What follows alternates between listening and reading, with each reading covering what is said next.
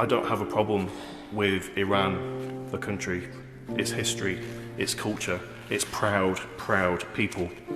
What I have is a problem with the evil, barbaric, tyrannical, murderous regime of the supreme leader and the treatment of his own people.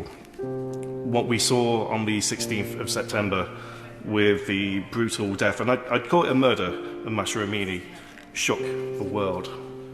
And up until that point, we've spoken about Iran numerous times, both in this chamber in Westminster Hall, and there's been numerous calls, as again today, about how we do need to go further, whether it was prescribing Hezbollah, Hamas across the globe, and now again for the IRGC. We've been calling this for a number of years. There is cross-party support, cross-chamber support, cross-house support, yet still we are waiting. But that death on the 16th of September not only shook us in this country, but it shook the people of Iran. When there were protests a couple of years ago, they got stamped out very quickly by the brutal treatment from the regime. So what we're seeing now from the brave women and men of that country is that they have had enough. And that is why there is the hope and aspiration of real regime change now. Because they know what the penalties are, they know what the risks to their own safety, their own lives, and not only that, but the lives of their families.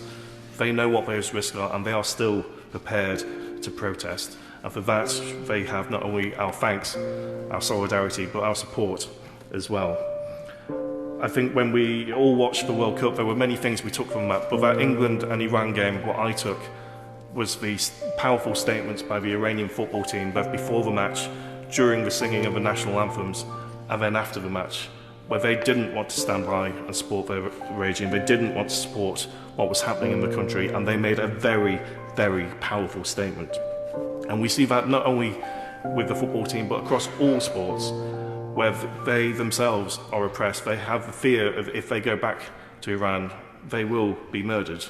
And I am no doubt that it won't only be that, but it will be attacks, it will be torture, and ultimately execution, or as the Honourable Member, the Chairman of the Select Committee, has said, state-sponsored murder, as we are seeing on a brutal